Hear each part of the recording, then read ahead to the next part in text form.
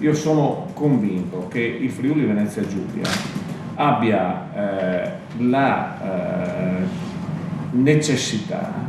di mantenere altissimo il proprio aspetto reputazionale, nel senso di terra in grado di organizzare, di essere credibile, di avere una capacità di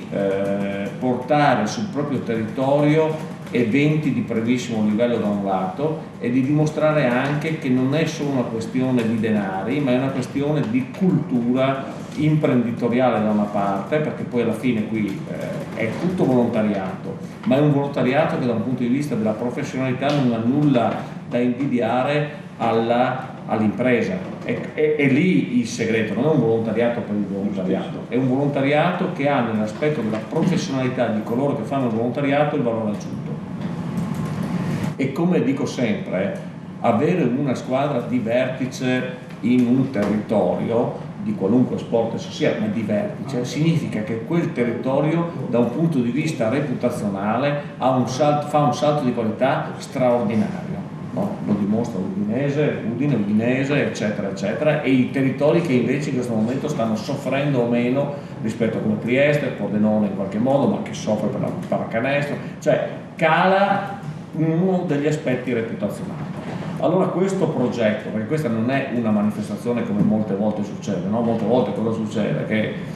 vai in federazione, parlo di vari sport, l'orgoglio del dirigente, piuttosto magari il fatto che la federazione nazionale non trova disponibilità da tutte le parti a poter fare queste cose, ti arriva l'evento, ed è un evento che va benissimo, anzi qui è un progetto, quindi è un qualcosa di completamente diverso rispetto a.